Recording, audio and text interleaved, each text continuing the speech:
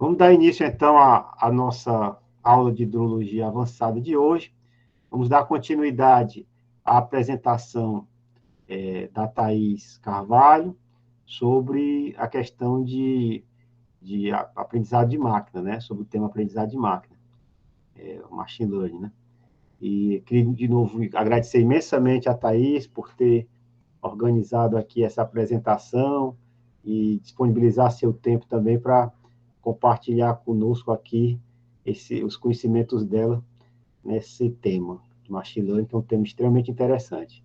Obrigado, Thaís. A palavra está com você.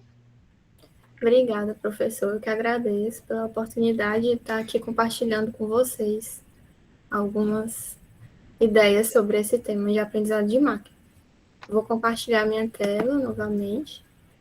Antes disso, eu vou só enviar o link para quem não pegou, para quem perdeu, de onde eu estou colocando o material dessa aula, tem os slides e tem algumas coisas complementares, como algumas indicações bibliográficas, alguns artigos que podem ser interessantes, e os slides que eu apresentei, tanto na terça como os que eu vou apresentar aqui hoje, tá?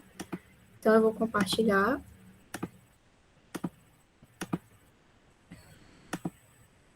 Vocês conseguem ver minha tela? Sim. Tá. Então, terça-feira, eu trouxe alguns conceitos básicos e importantes para o aprendizado de máquina, e hoje vou trazer uma aplicação. Inicialmente, eu queria trazer para vocês alguns tipos de algoritmos de aprendizado de máquina, que eu não falei tanto na aula de terça, para vocês terem uma ideia do que existe e quais são as possibilidades de algoritmos. Então, como eu tinha mencionado, a gente tem dois tipos de aprendizado supervisionado e não supervisionado, onde o aprendizado supervisionado se classifica principalmente em algoritmos de classificação e de regressão. Os algoritmos de classificação vão ter um rótulo de classe, né? Esqueci o termo agora. E os de regressão vão ter um rótulo contínuo, certo? E o aprendizado não supervisionado, a gente tem principalmente os algoritmos de agrupamento, mas a gente tem alguns outros tipos de algoritmo, como o PCA, o modelo de mistura gaussiana. O PCA, que é para redução de dimensionalidade, e o modelo de mistura gaussiana, que é um modelo mais probabilístico, certo? Como vocês podem observar, os modelos de classificação e regressão se repetem bastante, né? Porque a maior parte desses algoritmos de aprendizado de máquina servem tanto para classificação como para regressão. O que vai mudar é a métrica que a gente vai estar otimizando em cada um deles, certo? E aqui até KNN não está na regressão, mas ele pode ser utilizado para regressão, e o Naive Bayes também, com algumas modificações, pode ser utilizado para regressão. E aí a gente tem regressão logística, SVM, que são as máquinas de vetor de suporte, as famosas redes neurais, árvore de decisão, Random Forest, Gradient Boosting e esses outros dois. Esses dois modelos aqui são baseados em árvores de decisão. Eu vou falar um pouquinho mais sobre eles hoje, árvore de decisão e Random Forest. A rede neural eu não vou abordar hoje, mas tem bastante material e eu vou dar uma pequena introdução que já serve para entender esse algoritmo, caso vocês tenham interesse. Então, como eu falei, a análise de regressão consiste em um conjunto de métodos para a gente estimar a relação entre uma variável dependente, quantitativa, numérica, e uma ou mais variáveis independentes, que são as variáveis explicativas. E aí pode ser utilizado para apoiar a tomada de decisão, para fazer previsões, modelar séries temporais. E especificamente a regressão linear, que é o modelo mais básico, mais conhecido, o mais antigo também, né? É uma abordagem linear para modelar essa relação entre as variáveis. Então, na regressão linear, a gente assume que a relação entre as variáveis explicativas e a variável de resposta é linear. E aí eu vou começar falando sobre como funciona a regressão linear, porque o princípio de funcionamento dela serve para a gente entender o princípio de funcionamento desses algoritmos de aprendizado de máquina. Então, pegando aquela base de dados que eu apresentei para vocês na aula anterior, dos dados de demanda de água, a gente tinha a demanda de água média por habitante e algumas características socioeconômicas. Então, se eu quisesse montar um modelo simples de regressão linear, relacionando a demanda média e a renda média da população, a gente teria algo mais ou menos com essa cara aqui. Eu plotei aqui a relação entre essas duas variáveis e eu quero encontrar a reta que melhor se ajusta a esses dados. Esse seria o objetivo da regressão linear, encontrar que reta é essa. E aí a equação tem essa forma aqui, a y seria a variável de resposta, a demanda, x a variável explicativa, no caso eu coloquei apenas uma, que seria a renda, e aí eu quero encontrar quais são esses pesos aqui, o W1 e o B, que seria o que a gente conhece como intercepto, né? E então, pronto, esse seria o objetivo da regressão linear. Se eu adicionar mais uma variável, eu não vou ter mais uma reta separando os dados, né? Se ajustando aos dados. Eu vou querer encontrar um plano. Então, à medida que eu vou acrescentando variáveis explicativas, vai mudar a dimensão do meu problema, né? Então, a partir de 3 variáveis, eu já não consigo visualizar, da forma que eu coloquei aqui, o hiperplano que se ajusta aos dados, certo? Então, mas basicamente o conceito é esse, eu quero encontrar esses pesos que melhor se ajustam aos meus dados, para fazer novas previsões. Aí, como vocês podem ver aqui, esses pontinhos vermelhos, eles não estão no plano que eu calculei a partir dos meus dados. Aqui a variável que eu adicionei foi a de escolaridade. Eu chamei de escolaridade a porcentagem de pessoas que concluíram o ensino médio, certo? Só relembrando, esses dados de demanda estão por bloco censitário, que seria um agrupamento de setores censitários, certo? Então, aqui na minha equação, eu quero encontrar os pesos que multiplicam essas variáveis explicativas e, de novo, a constante aqui, né? Então, o que é que eu quero? Eu quero minimizar os erros, eu quero minimizar essas distâncias entre esses pontinhos vermelhos que não caíram no plano que eu ajustei, porque eu estou buscando um modelo que me dê previsões precisas, certo? Então, a equação geral da regressão linear ficaria como? O y, a minha previsão, é igual a uma matriz, a um vetor de pesos que multiplica as minhas variáveis explicativas mais a constante, certo? Então, como treinar? Como fazer esse ajuste desses pesos, desse W e desse B? Então, comumente, a gente utiliza uma função de perda. Essa função de perda, geralmente, para problemas de regressão, é o erro quadrático médio, certo? Então, vocês podem perceber, essa equação que eu coloquei aqui é o erro quadrático médio, entre os valores previstos e os valores observados. Aqui eu reescrevi a equação de perda, eu vou ficar chamando de equação de perda, mas vocês podem pensar nela como se fosse o erro da minha previsão. E aí eu reescrevi a equação de perda em função dos pesos. Então, eu quero encontrar o W e o B, substituir aqui o Y previsto por essa equação geral aqui, né? Multiplicando pelos pesos que eu quero descobrir. Então, o que a gente tem em mãos? A gente tem um problema de otimização. Por quê? Eu quero minimizar essa equação, essa perda, certo? Eu quero minimizar os erros. Então, o que a gente pode pensar de cara? Eu quero encontrar o B e o W que me dão o menor valor possível de erro quadrático médio, certo? Uma abordagem inicial que a gente poderia pensar seria, então eu vou pegar uma grande faixa de variação de Bs e uma grande faixa de variação de Ws, calcular o meu erro quadrático médio para cada um deles, para cada uma dessas combinações e ver qual é a menor. É uma abordagem válida?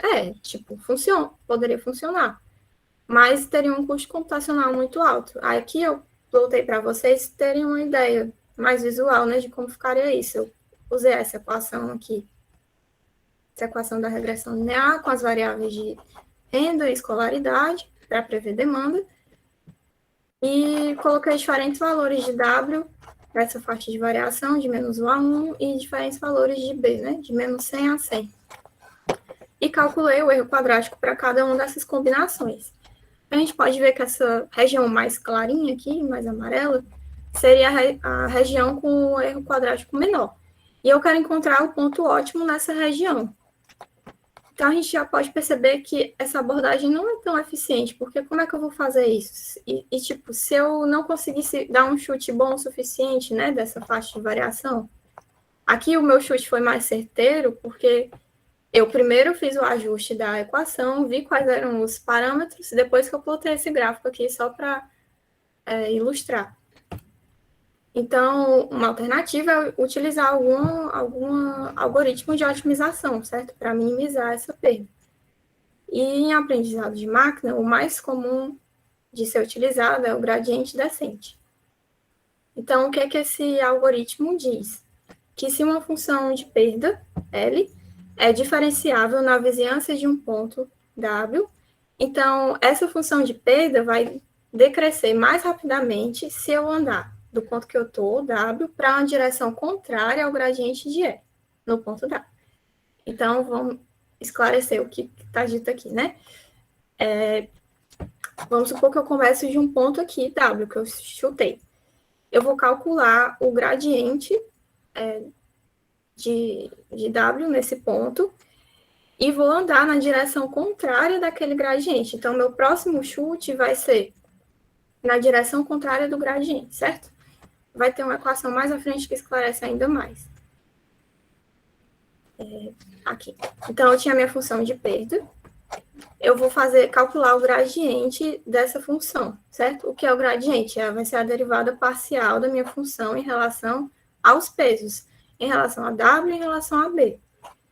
E aí eu consigo saber qual é o passo que eu tenho que dar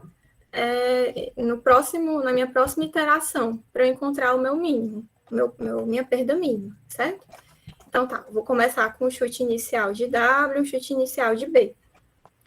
Aí calculo o gradiente, a minha derivada parcial, em cada um desses pontos, e eu vou andar na direção contrária. Então, eu vou tirar aquele valor, né, do meu chute inicial.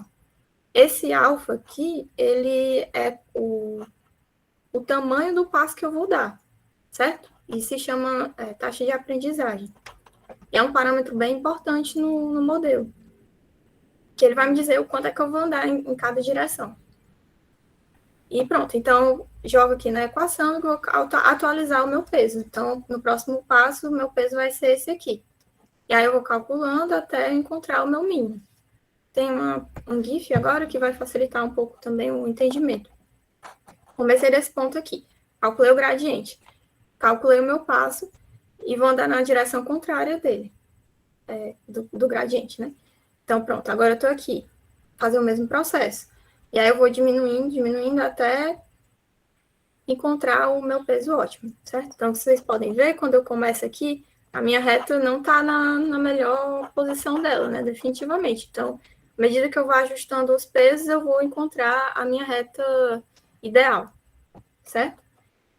E aí, esse método do gradiente descente tem algumas variações, adaptações, a gente pode incluir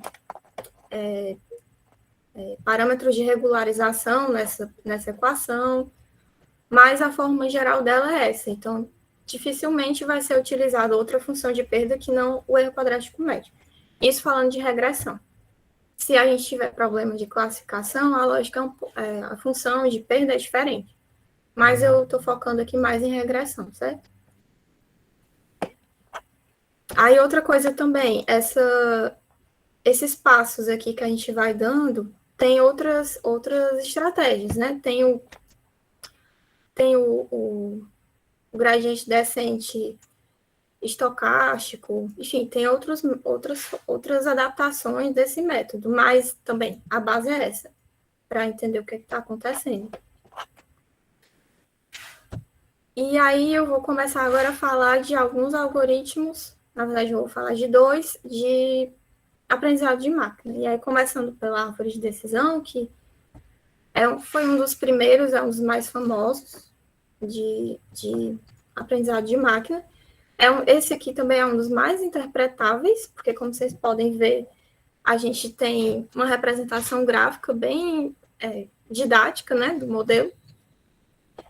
E como é que ela funciona?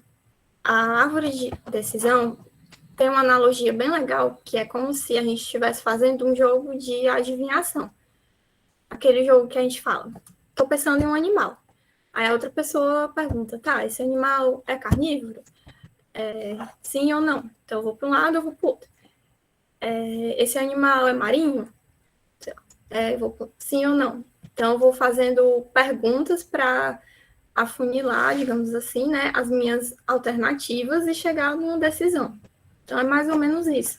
Eu também acho parecido com aquele jogo cara a cara, não sei se vocês já jogaram, que você vai perguntando, é homem, é mulher?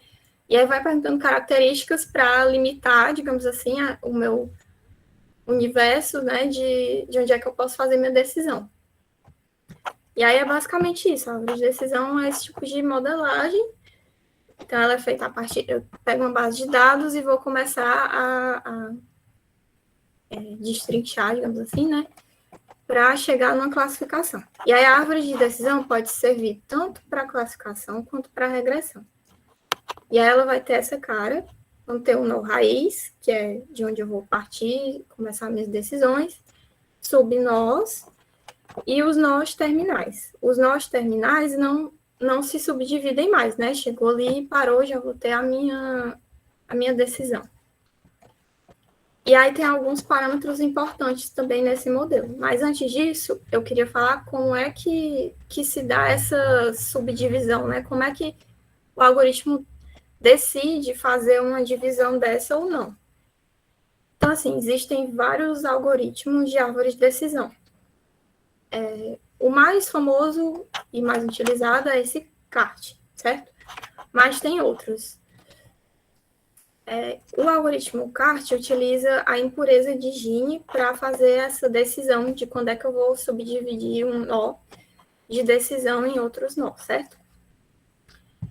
E aí essa impureza de Gini, ela mede quantas vezes um elemento escolhido aleatoriamente do meu conjunto de dados, aqui em cada um desses nós, ele seria rotulado incorretamente se fosse rotulado aleatoriamente de acordo com a distribuição que eu tenho aqui na minha árvore. Então, ela é como se fosse a probabilidade de um item ser classificado errado em cada uma dessas minhas divisões, tá? Então, a árvore vai, a cada passo, ela vai fazer esse cálculo da impureza de Gini para as variáveis que eu tenho disponíveis, para as variáveis explicativas que eu tenho disponível, para decidir se vale a pena dividir ou não, certo? E essa impureza de Gini, quanto menor, melhor. Quanto mais próximo de zero, mais puro vai ser a minha divisão do nó, certo? Então, eu quero nós mais puros, porque eu quero acertar mais a minha divisão. E isso pensando em classificação, né? Se eu estiver pensando em regressão, aí eu quero fazer uma redução da variância a cada divisão de nó. E existem outros algoritmos, como eu falei, que vão usar diferentes métricas para fazer essa subdivisão. Tem algoritmos baseados na entropia, no ganho de informação. Esse do ganho de informação vai ver quanto de informação eu ganho fazendo essa subdivisão. E aí, esse algoritmo, a gente tem que ter cuidado, porque é muito fácil eu fazer um overfit, certo? Porque eu consigo construir uma árvore gigante que vai ter um caminho para cada observação. Tipo, naquela base de dados que eu apresentar para ela, eu consigo ter uma árvore com pureza máxima, né? Com esse índice de impureza zero, no qual eu vou ter um caminho para cada observação que eu apresentei. Isso a gente não quer, porque vai ser meio inútil, né? Um modelo que se ajustou perfeitamente aos dados que eu apresentei para ele. E aí, uma estratégia que é utilizada é a de poda, que é, né, literalmente podar os galhos da árvore de decisão. Então, eu vou cortar, digamos assim, os caminhos para que eu tenha uma árvore que é mais geral, né? Que generaliza melhor para o meu problema. E aí tem outros parâmetros também. Por exemplo, eu posso dizer qual é a profundidade máxima de cada ramo, digamos assim, né? Eu posso dizer, ela só pode chegar até 5 subdivisões. Outro parâmetro é o mínimo de observações que eu tenho que ter em cada divisão dessa. Então, eu não quero ter uma árvore que subdivide em classes aqui, né?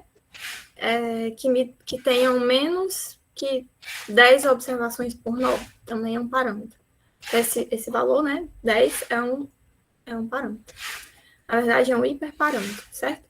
Que a gente tem que definir antes de rodar o nosso algoritmo. Então, isso sou eu, a pessoa que está modelando, que vai definir o valor desse parâmetro, certo? Aqui eu trouxe só um exemplo de como ficaria a árvore de decisão para aquele modelo que eu mostrei com regressão linear, no qual eu teria escolaridade, renda, para prever demanda, né? Essa sigla aqui significa a quantidade de pessoas com ensino médio, e essa aqui é a sigla para renda, certo? Porque o original estava em inglês, aí ficou um pouquinho esquisito, mas é isso. Então, o que é que minha árvore de decisão está dizendo? Vou olhar primeiro para o nível de escolaridade. Se eu tiver um bloco censitário, né, onde mais de 77% das pessoas têm ensino médio, ele já vai direto aqui para prever uma demanda de 194 litros por habitante dia. Então, aqui já dá um indicativo que quanto maior a escolaridade, talvez maior a minha demanda, certo? Tá, então, se o nível de escolaridade for menor do que isso, eu vou olhar agora para a renda. Se a renda média for maior do que R$ 689, ele me dá essa previsão aqui, né? 132.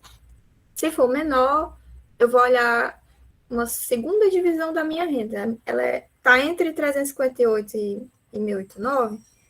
Vou olhar para aqui, né?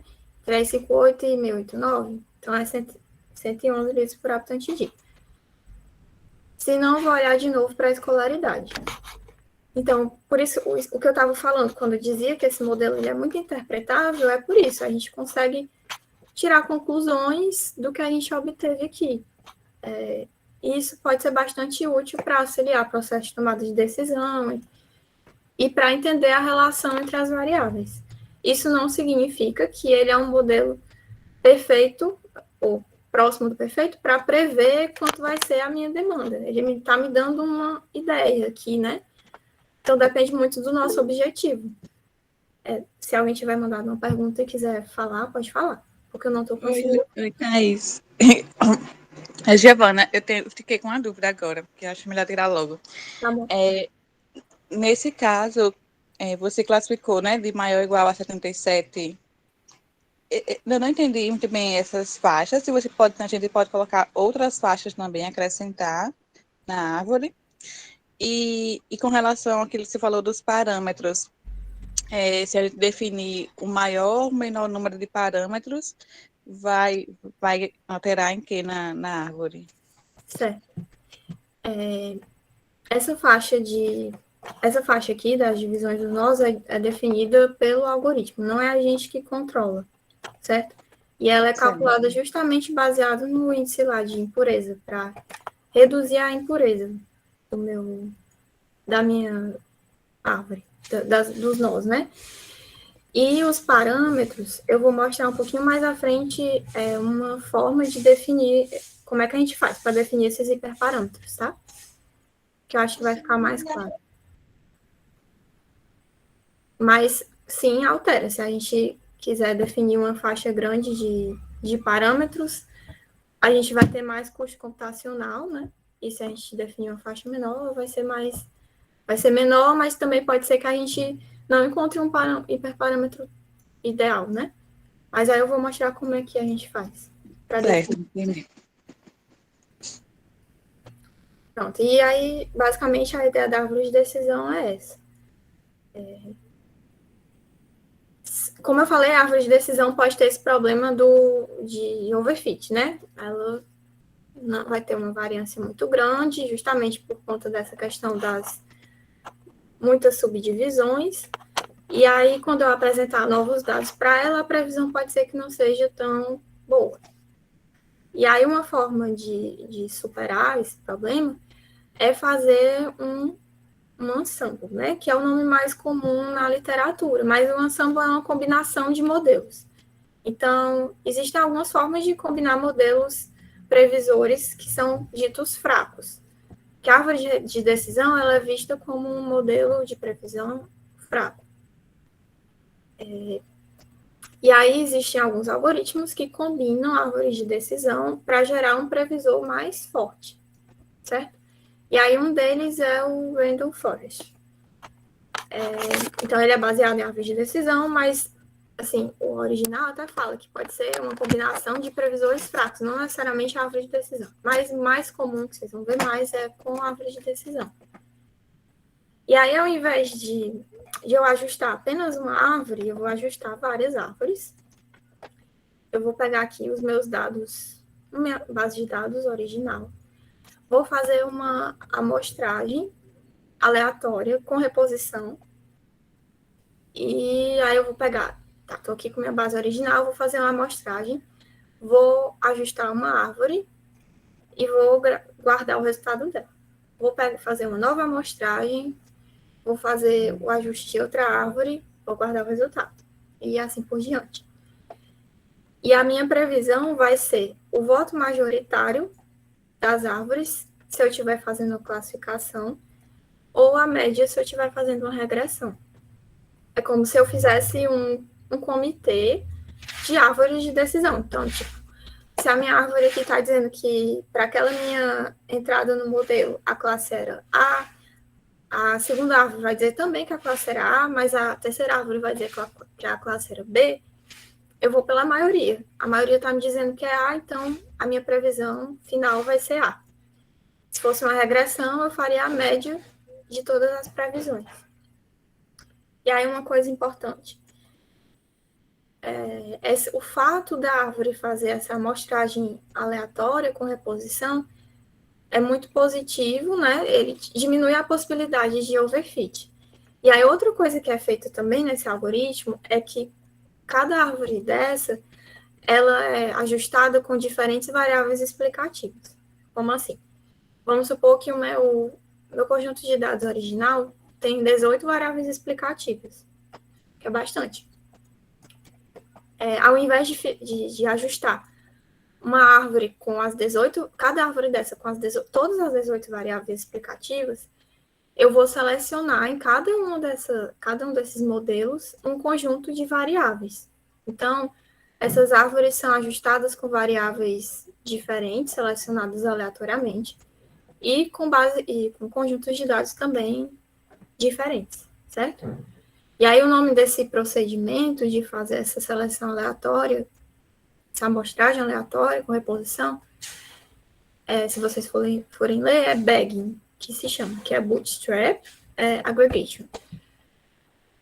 E aí outra coisa importante também e útil desse modelo, cada vez que ele faz essa amostragem aleatória, ele vai guardar o que não foi utilizado, né? Então, peguei uma amostra aqui, peguei um conjunto de variáveis e fiz o meu ajuste da árvore. O que eu não usei vai ser também guardado para testar a árvore que eu ajustei. E esse conjunto que é guardado para testar a árvore que eu ajustei vai ser útil para calcular a importância das minhas variáveis no meu modelo. Então, se eu quero saber a importância da variável renda na minha previsão de demanda, eu vou ajustar uma árvore sem a variável renda, naquelas amostras lá que ficaram de fora do ajuste da árvore, e vou fazer um ajuste com a variável. E aí eu vejo qual é o desempenho do modelo em cada uma dessas situações, e vejo qual é o impacto de tirar a variável renda do meu modelo. Então, isso vai me dar uma medida de quanto aquela variável é importante para a previsão. E essa estratégia é bastante útil para avaliar a influência das variáveis no modelo, né, na previsão, e, enfim, também é uma forma de interpretar o que está acontecendo no modelo, certo? Pronto, aí o que eu queria falar de busca de hiperparâmetros. Talvez um comentário que a gente possa fazer aí dessa metodologia anterior é que a gente está utilizando essa técnica para desenvolver multimodelos, né, Thaís? Tanto multimodelos com relação à questão da demanda, quanto multimodelos para a previsão climática. Então, a gente tem condição, a gente está usando essas técnicas para isso. São alguns trabalhos que vão sair em breve, que aí, mais na frente, a gente disponibiliza para vocês. Isso, como o professor falou, aqui a gente está falando de árvore de decisão, mas a gente pode usar essa estratégia com diferentes modelos de aprendizado de máquina, por exemplo, se eu quisesse. Então, em vez de fitar aqui árvore, árvore, árvore, eu podia fitar árvore, rede neural e outro modelo, sei lá. E aí também tem outro modelo, eu não trouxe, mas eu vou comentar rapidamente, que também é baseado em árvore de decisão, que ao invés de eu fazer dessa forma a amostragem, eu ajustaria uma árvore, calcularia o resíduo, ou seja, o erro, né, a diferença entre o previsto e o observado, pegaria esse resíduo e ajustaria uma outra árvore em cima desse resíduo. Então, em vez de fazer essa combinação aqui paralela, eu faria uma combinação, digamos, em série dos modelos. Também é uma estratégia. Então, existem várias estratégias de fazer combinação de modelos para gerar um previsor mais forte. Tá? É uma estratégia bem útil, como o professor falou. Aí, falando sobre a busca de hiperparâmetros. Como eu disse, a árvore de regressão, a Randall Forest, todos esses modelos vão ter alguns hiperparâmetros que a gente tem que definir antes de fazer o ajuste do modelo. Na Randall Forest, a gente vai ter um adicional, que é adicional em relação à árvore de decisão, que é o número de árvores. Quantas árvores eu vou ajustar? Se eu ajustar árvores demais, pode ser que eu tenha um modelo com overfit. A profundidade das árvores também é um parâmetro. O número mínimo, né, de observações em cada nó, como eu falei. Ao invés do número mínimo, eu também posso ter outro critério, que é o parâmetro de complexidade, que seria assim, o quanto essa adição desse novo nó vai adicionar no desempenho do meu modelo. Então, vamos supor que eu estou usando R quadrado. Se a subdivisão desse nó em dois novos nós adicionar 0,1 no meu R quadrado, então vale a pena eu fazer essa divisão. Se for menos que isso, não vale a pena. Isso também é um parâmetro. A taxa de aprendizado, que eu falei lá na frente, para fazer o ajuste do modelo, também é um parâmetro, um hiperparâmetro. E a busca por esses hiperparâmetros é diferente daquela busca dos pesos que eu falei que usa o gradiente descente. Uma das estratégias para fazer essa busca é a Grid Search, que é o mais básico, o mais simples, mas que funciona, que é eu definir uma faixa de hiperparâmetros. Então, aqui, defino uma faixa para o hiperparâmetro 1 e uma faixa para o hiperparâmetro 2, e vou fazendo testes de combinação de hiperparâmetros para ver qual é o que me dá o melhor desempenho. Tá? Essa não é uma abordagem tão válida para fazer a busca lá dos pesos, como eu mostrei, né? Porque pode ficar computacionalmente muito custoso fazer isso para a busca dos pesos, dos parâmetros, mas para os hiperparâmetros pode funcionar. E aí uma outra estratégia é a busca aleatória, que aí ao invés de eu definir essa faixazinha aí, indo um por um, né, fazendo todas as combinações, eu vou fazer uma busca aleatória dos parâmetros. Também dentro de uma faixa, mas aleatória. Não vou buscar todas as combinações. Aí eu trouxe aqui a aplicação. Saindo um pouco daquela base lá de demanda, aqui a gente vai ter uma aplicação para a qualidade de água, certo? Vou explicar como é que eu obtive essa base aqui. A gente tem disponível no portal hidrológico alguns dados de monitoramento de qualidade de água dos reservatórios do Ceará, certo?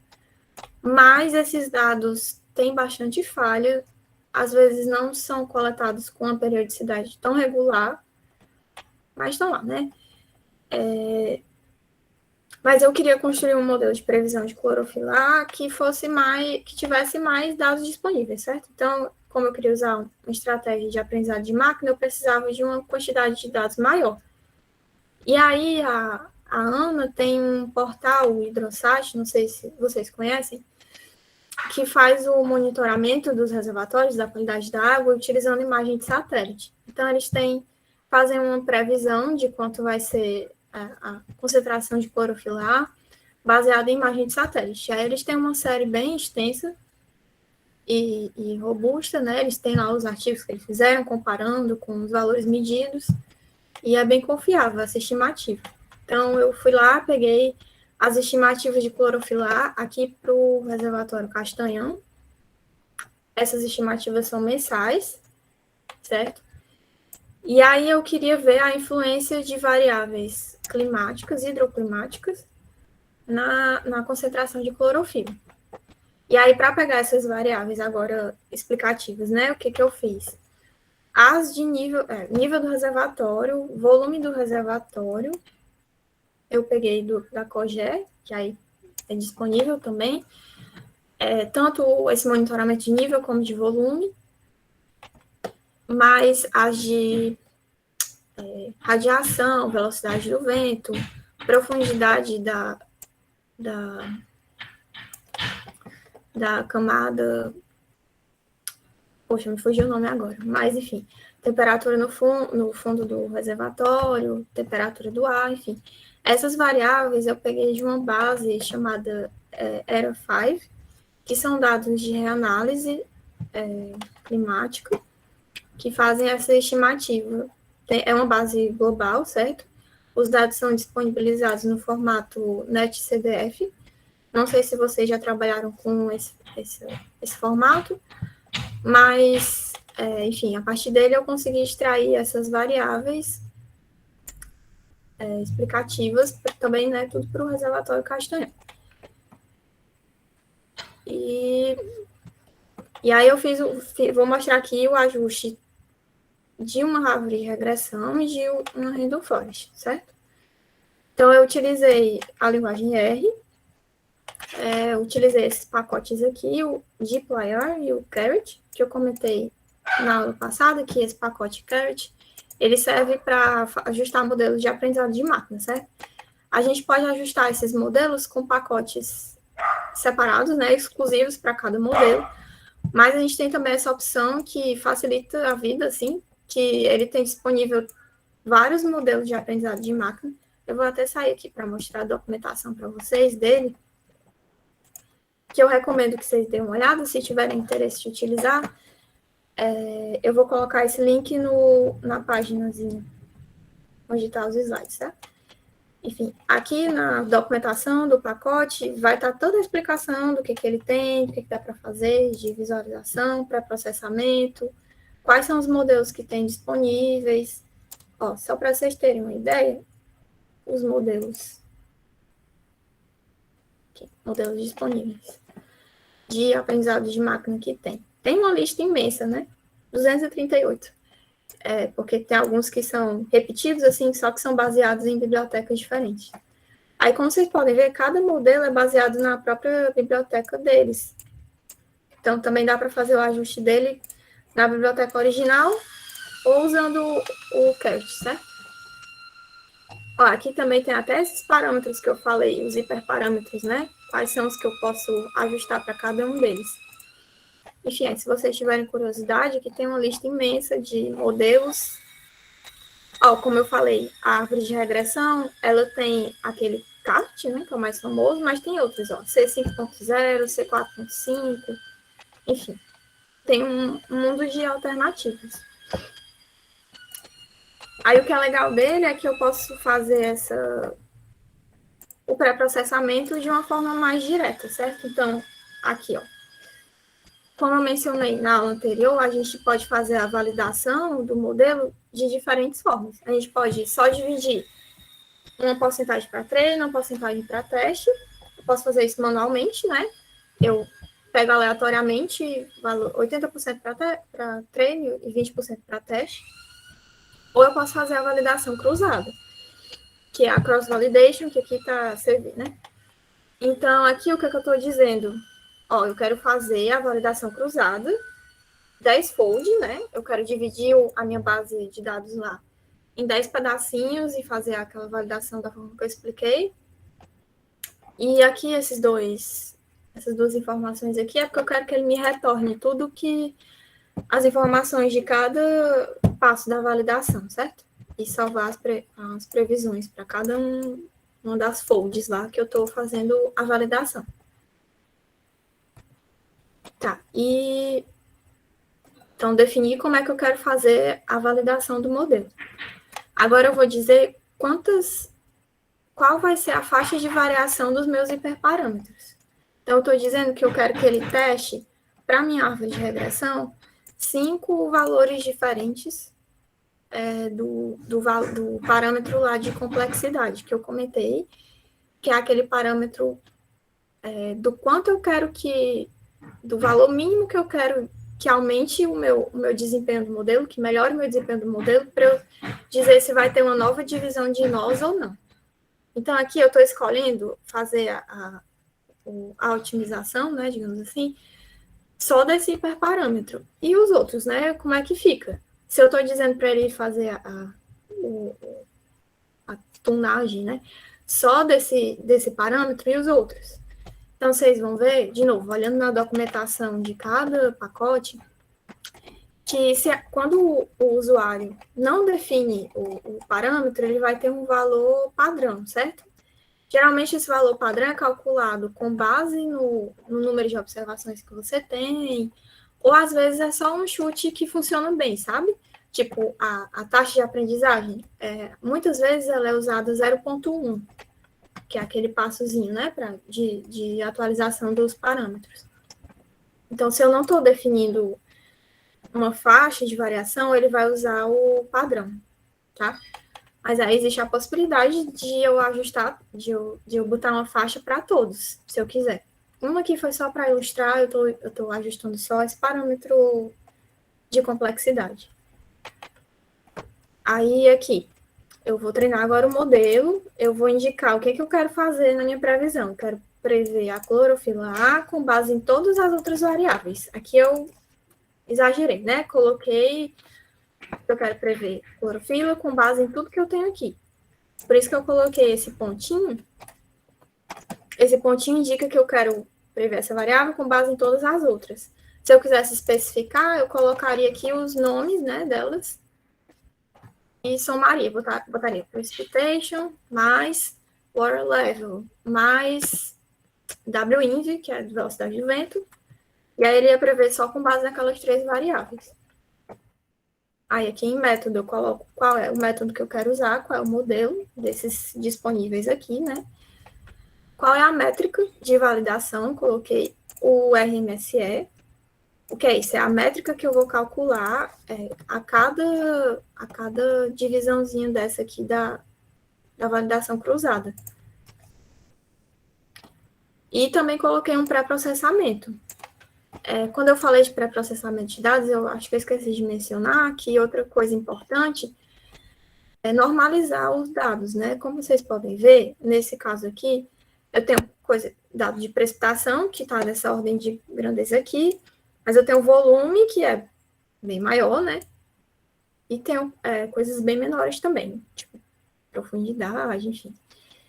Então, eu não quero deixar todo mundo nas suas unidades originais. O ideal seria normalizar os dados. E aí dá para fazer isso no pré-processamento. E isso dá para, nesse pacote, a gente tem essa possibilidade de indicar aqui no treino. Ó, o pré-processamento vai ser normalizar os dados, certo? Tem a outra forma, que é deixar tudo, a normalização min-max, né? Que deixa todo mundo entre 0 e 1. aqui eu estou só passando aquela informação de como vai ser a validação, que eu chamei de fit control, e o número de hiperparâmetros que eu vou tunar. Pronto. Assim, para vocês verem como é simples fazer o ajuste do modelo. Não é nada muito complexo. O que é importante é a gente entender o que está acontecendo, né? Aqui foi o ajuste da árvore de regressão. E aqui eu fiz o ajuste da Random Forest, né? O que mudou? O nome do método e o que eu vou tunar, né? De hiperparâmetro. Aí eu coloquei aqui esse parâmetro mtry. Mas existem outros parâmetros, como o número de árvores, que eu falei, né? A profundidade mínima, profundidade máxima dos ramos, enfim. Esses outros eu deixei com o valor original, né, o valor padrão, e escolhi ajustar apenas esse parâmetro aqui. Pronto. Aí fiz o ajuste dos modelos, da árvore de regressão e da Random Forest. Coloquei também a regressão linear, só para comparar. E aí, o que eu tenho aqui? A média do RMSE que eu obtive na validação cruzada. Tem a mediana também, o valor mínimo, o primeiro quadrante, enfim. Percentil não, esqueci a palavra. Mas, enfim. O valor máximo que eu obtive.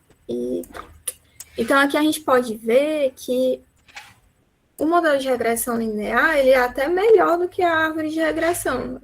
Ligeiramente melhor, né?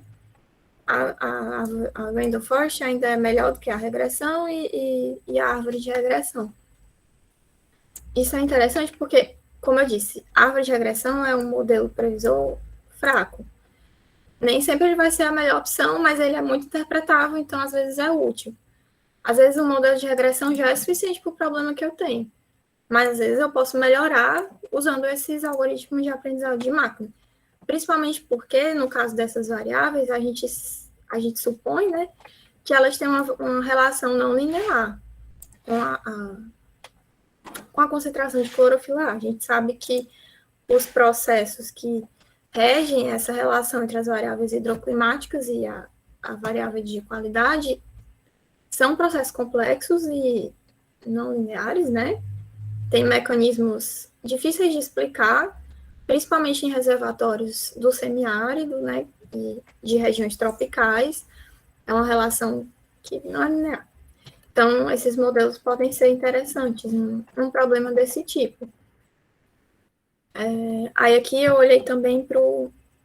eu esqueci de colocar a regressão linear, mas enfim, para comparar a árvore de regressão e a Random Forest, para comparar o R quadrado. Aqui a gente já pode ver uma diferença mais significativa, né? Que a árvore de regressão teve um R quadrado de 0,2 e a 0,3, aproximando, e a Random Forest 0,4. Enfim, já é uma melhoria, né? Principalmente em modelos de qualidade, que é difícil obter R quadrados altos. E há outras coisas que a gente poderia fazer aqui, fazer uma seleção dessas variáveis, porque aqui eu só joguei tudo, fiz a previsão com todas de uma vez. Mas se eu selecionasse, eu podia ter uma previsão melhor. Enfim, tem uma série de abordagens que a gente pode fazer com relação a esse problema. E aí aqui só o gráfico para comparar o RMSE com cada um dos modelos. Era isso que eu queria trazer para vocês de aplicação. Eu sei que foi bem simples, mas era só para vocês terem uma ideia de como é que a gente faz isso com programação, né? Não é coisa de outro mundo. Tipo, não é para vocês se intimidarem com o nome, né? Aprendizado de máquina, inteligência artificial, uma coisa de outro mundo. Não é assim. É importante a gente entender o que está acontecendo, matematicamente, assim, né? Não precisa a gente ser estatístico ou matemático, mas a gente tem que entender mais ou menos o processo e que a aplicação é muito acessível. tanto por conta da disponibilidade de pacotes, de linguagem de programação, o Python também tem pacotes excelentes para fazer esse tipo de... ajustar esse tipo de modelo. Mas aí eu trouxe aqui no R, né? E era isso. Aí podem tirar dúvidas agora, se quiserem. Antes de a gente começar essa sessão, eu queria agradecer novamente a Thaís, né? Foi excelente aí a apresentação dela. Acho que deu aí as ideias fundamentais aí de como operacionalizar esses conceitos de machine learning. Dizer que a gente está aplicando essas técnicas em diversos tipos de problema de recursos hídricos, problemas que vão desde de qualidade da água, que ela sinalizou, né, que ela mostrou também a parte de estimativa de demanda de água, e também na parte de previsão climática. Então, tem modelos que a Thaís já desenvolveu para a parte de previsão climática, até de temperatura, e com vistas, inclusive, ao próprio modelo de estimativa de demanda, e tem outras modelagens que estão sendo feitas aí também com a possibilidade de utilizar isso em multimodelos e na previsão climática sazonal, que a gente já tinha utilizado no passado, desde, acho que do artigo de 2003, o KNN, né, que termina sendo um dos tipos de aprendizagem de máquina, mas naquela época era mais na linha dos modelos não paramétricos, e agora estão começando a utilizar outras dessas técnicas na previsão climática sazonal, na estimativa também de variabilidade de baixa frequência, que a gente chama, que a gente vai entrar no nosso próximo módulo, a gente vai tratar um pouco sobre isso. Então, acho que tem um grande potencial esse tipo de metodologia. Eu estou muito feliz de a gente estar podendo aplicar essas técnicas aí. A Thaís aí é a nossa campeã aí em Machine Learning, tá bom? Então, agradeço imensamente a Thaís e eu vou encerrar aqui a gravação e nós vamos ficar aqui discutindo de forma mais livre a partir desse momento. Então, obrigado, Thaís. Nada, professor. Foi uma honra.